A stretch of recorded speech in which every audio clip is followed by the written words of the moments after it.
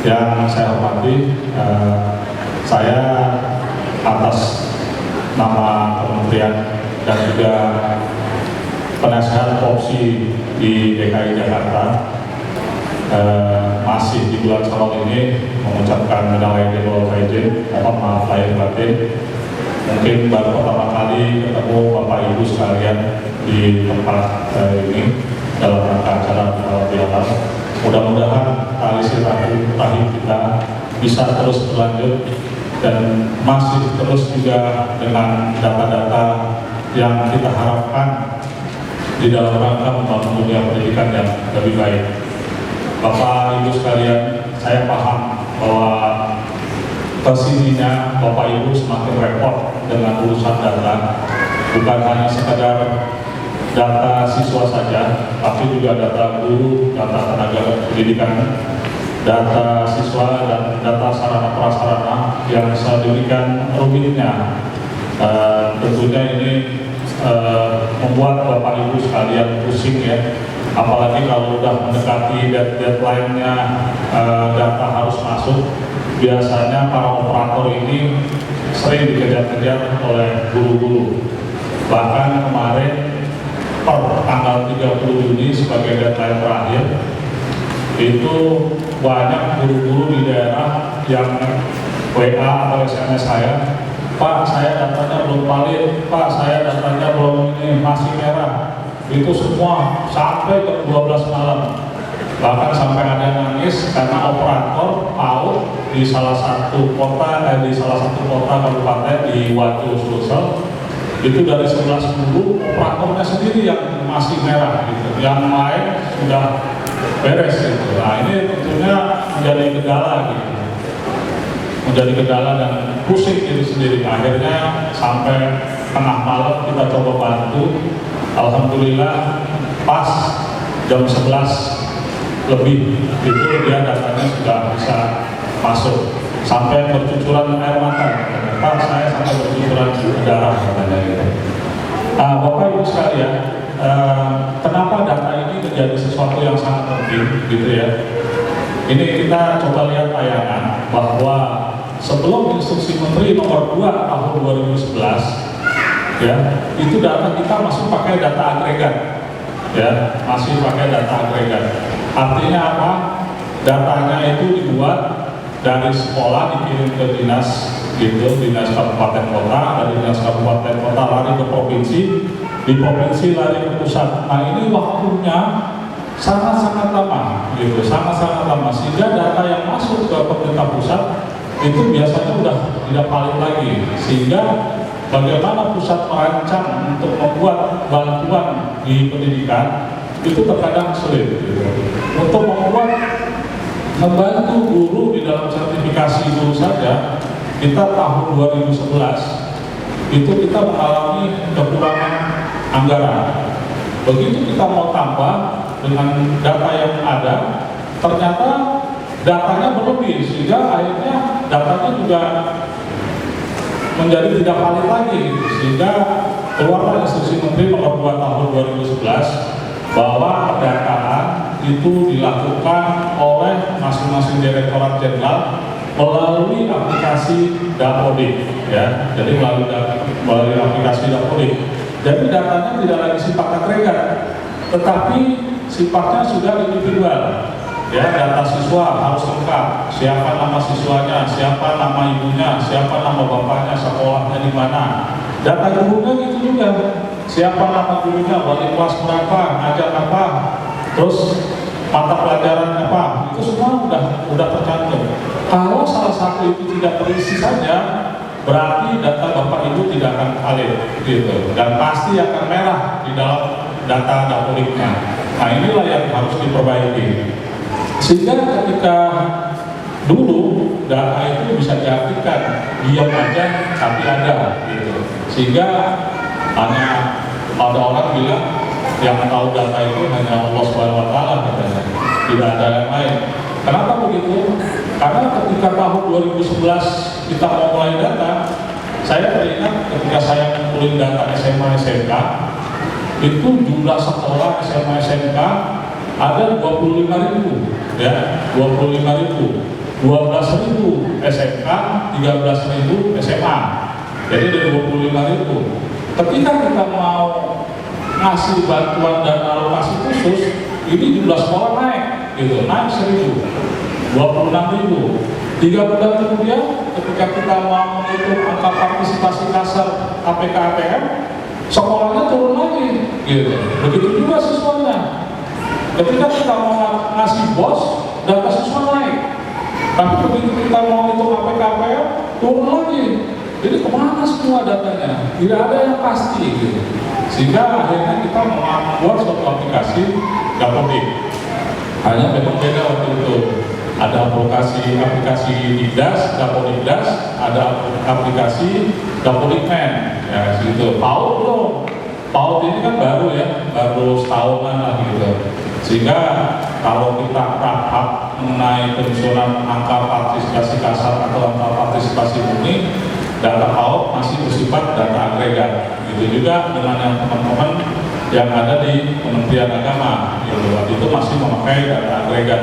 Sehingga data-data yang kita pakai waktu itu memang masih belum sempurna, apalagi jumlah penduduknya.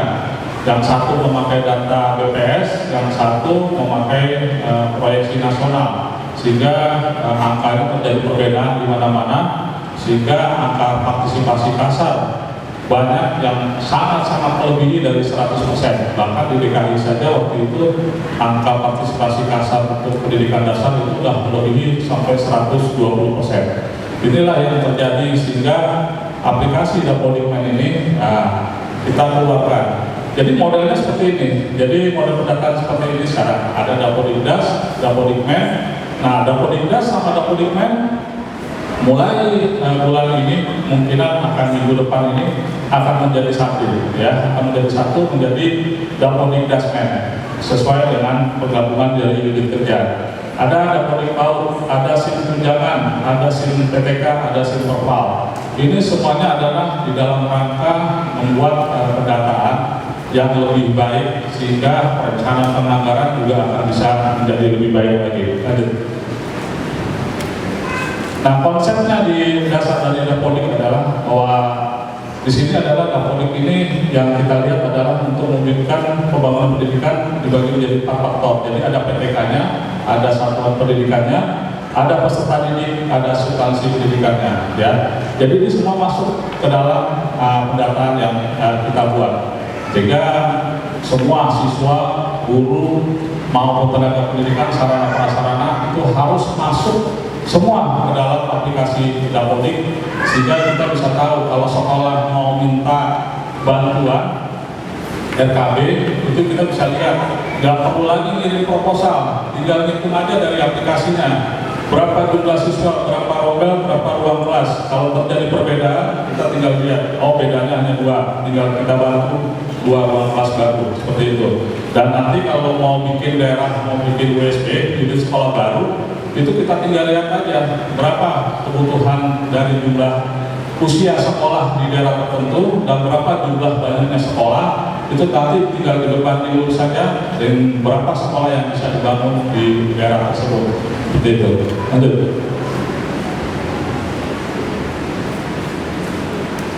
Nah, alur datanya nih. Jadi alur datanya mulai dari tahap pengumpulan. Jadi semua sekolah memasukkan data ke dalam BSN yang harus dibagikan. Ini semuanya adalah dari data-data yang masuk di dalam aplikasi. Jadi begitu masuk ke dalam satu server, itu semuanya bisa diambil oleh unit kerja, baik oleh dinas provinsi, dinas kabupaten, direktorat jenderal, maupun direktorat-direktorat yang ada di bawah unit-unit utama, dan itu semua menjadi satu. Kalau bayangkan, padahal fasilitasnya luar biasa. Internet sudah ada, jaringannya sudah kuat, ya, di mana-mana kalau ke mall udah ada jaringan internetnya. Tapi sampai sekarang posisi Jakarta itu masih paling bawah, ya. Kalau nomor 35-nya ada, tapi luar negeri. Luar negeri itu untuk sekolah Indonesia di luar negeri yang ada di 14 negara. Kita punya sekolah Indonesia di luar negeri itu ada di 14 negara. Tapi jumlah muridnya kan sangat terbatas. Ada satu kelas cuma 1 orang gitu. Nah, ini kalau DKI aja umur 34 kan kalah. Masa salah sama Papua? Ya, yang secara jaringan aja susah. Bahkan kemarin ada kawan dari Halmahera Tengah Barat itu ya datang ke kantor itu karena kesulitan. Bayangkan dari Halmahera Tengah lari ke Ambon aja biayanya sudah berapa banyak, terus lari ke pusat gitu. Saking untuk mau balik gitu, mau validasi data. Lah Jakarta, internet banyak di mana-mana. Komputer perasaan sih udah komplit semua, udah tahap yang ini, tapi datanya kok malah cuma 88%. Sampai ketua Komisi DKI tanya, Pak, kalau begitu apa implikasinya Pak? Saya bilang, kata lagunya Roma Irama, terlalu. Ya gitu aja, malu ya. Apalagi Jakarta Timur deh. Jakarta Timur untuk wilayah DKI ada di Hutan Tempat, ya. Baru sekitar 87%. Artinya apa? Masih 30 masukin data. Ini PAUD sebentar lagi keluar aplikasi barunya yang terbaru. Insya Allah tanggal 25 keluar. Ya, Dapodik Dasmen akan keluar yang G5. Wah, pada nanya sama saya, Pak G5 apa? Saya juga bingung G5. Kalau negara G20 ada ya ya. Tapi kalau G5 nggak ada. Ya kemarin saya bilang geo-geo, goyang-goyang, duduk gitu. Jadi saya bingung karena nggak tahu namanya G5. Dari versi 411, 840, tiba-tiba sekarang G5 gitu. Ya bingung juga. Pokoknya kita ngikut aja kebijakan pusat. Mau dinamakan apa juga, yang penting operator wajib ikut perkembangan aplikasinya gitu. Ya, jangan cuma sekedar ngisi terus bingung. Karena kadang-kadang kasihan. Kemarin dari Kota Konawe itu masih pakai versi yang 83. Pak, saya masih pakai versi 83 Pak. Wah, bingung saya itu, udah versi jadul ya. Nah, tapi saya bilang coba di backup dulu datanya, instalasi, coba diulang, kira-kira bisa nggak? Begitu. Jadi seperti itu. Operator harus memahami berbagai aplikasi yang berkaitan dengan pendataan dan hal-hal lain. Jadi ada aplikasi-aplikasi lain, ada aplikasi rapor, ada aplikasi SKPN. Nah itu teman-teman operator harus belajar tuh sama-sama gitu. Gitu.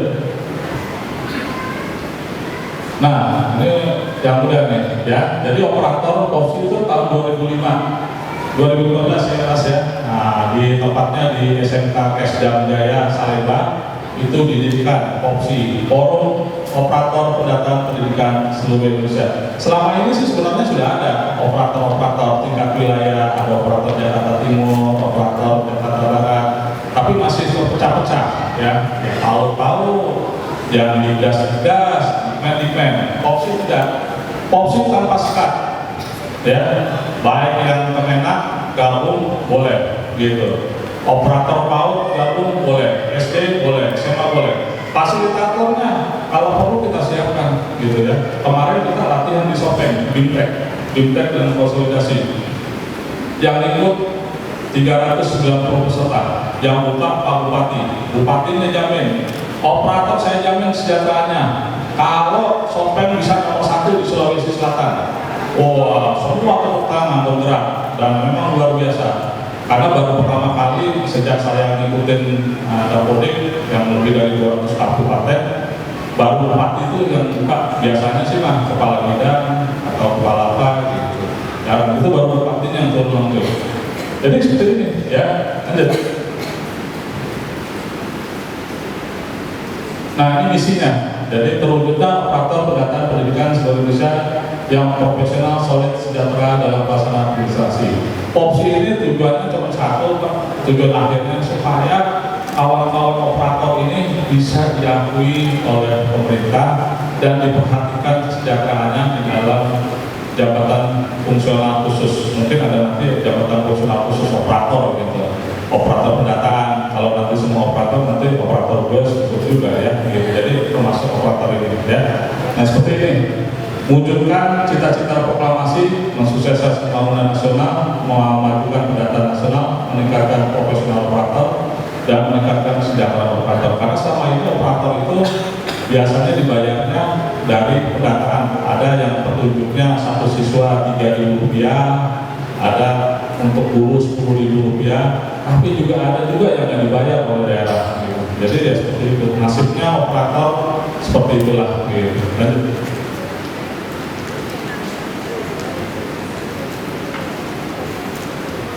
Nah ini tujuan POPSI, nanti bisa dibaca lah slide kalau tujuan POPSI. Lanjut Mas.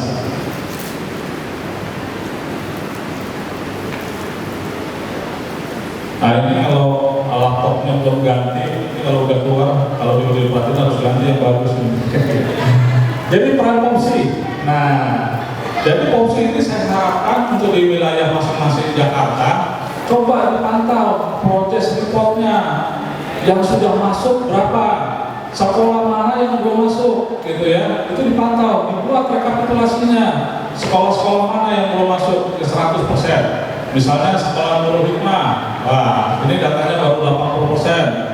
Terus Paut Kirana, misalnya datanya baru 10%. Ini dipantau tuh, dilihatin oleh Mas POPSI gitu, untuk membantu gitu supaya DKI ini bisa 100% gitu. Nah seperti itu. Terus bentuk tim percepatan pendataan gitu di masing-masing wilayah. Ya, fasilitatornya siapa? Cari kawan-kawan yang memang jagonya aplikasi, master-masternya aplikasi dan kodikmen, cari nih. Siapa yang jagonya tahu? Oh ada Pak Nurudin gitu. Oh siapa yang jagonya Dapodik Dasman? Ada Pak Ardi gitu. Itu dikumpulkan. Terus kita bikin house training gitu. Cari satu sekolah terdekat di tiap kecamatan. Satu kecamatan ada 20 sekolah. Kumpulkan di satu sekolah itu. Sekolah mana yang belum datanya? Belum 100%. Lalu bikin pelatihan in-house training supaya cepat-cepat datanya masuk gitu.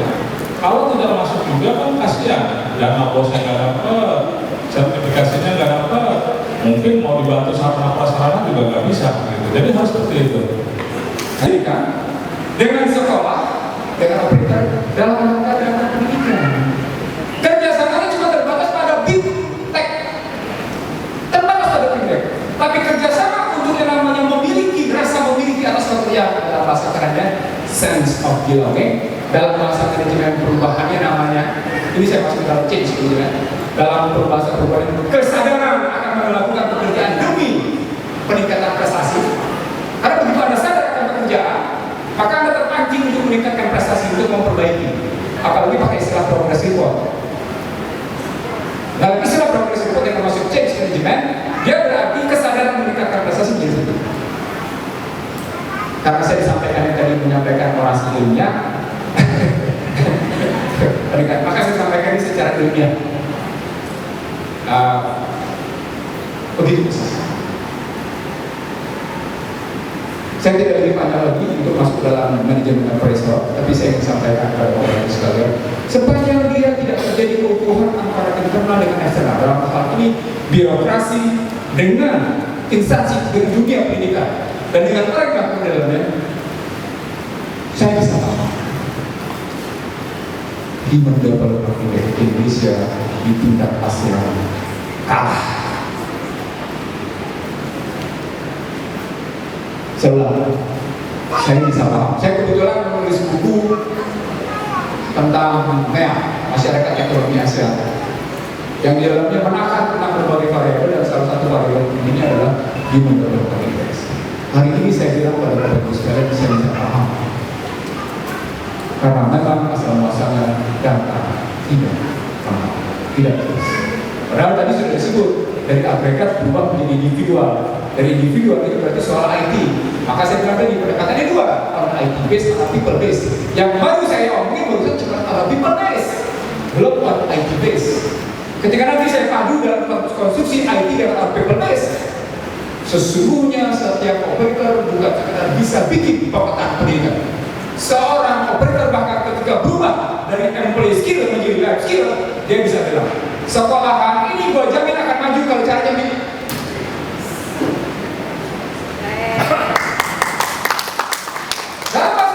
Operator sesungguhnya menjadi kata kunci bagi kepala sekolah. Apakah sekolah ini akan terus diterima atau enggak di masyarakat? Apakah sekolah ini akan tetap diminati atau enggak?